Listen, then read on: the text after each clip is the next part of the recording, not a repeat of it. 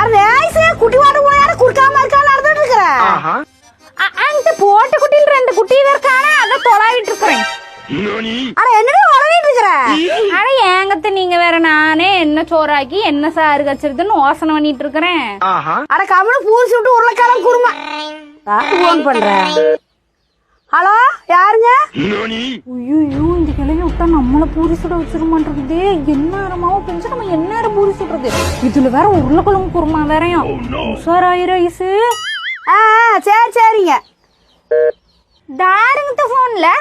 அட வேற நம்பர் மாத்தி போட்டாங்க. அந்த என்னமோ நான் பேசிட்டு இருந்தமே. அட சோறாக்கறத பத்தி பேசிட்டு இருந்தா கமல பூரி சுட்டு உருளைக்கிழங்கு குருமா. பூரியில திங்க கூடாதுன்னு டிவில சொன்னாங்களே உங்களுக்கு தெரியாதுங்க? என்ன சொல்ற?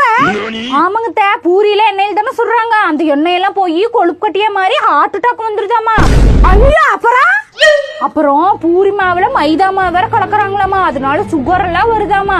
அப்புறம் இந்த உருளைக்கிழங்கு குருமா வேற வச்சு தொட்டு திங்கறமில்ல, அதனால அங்கங்க வாய் புடிச்சுக்கிட்டுன்னு திங்க வேணாமுங்கிறாங்க.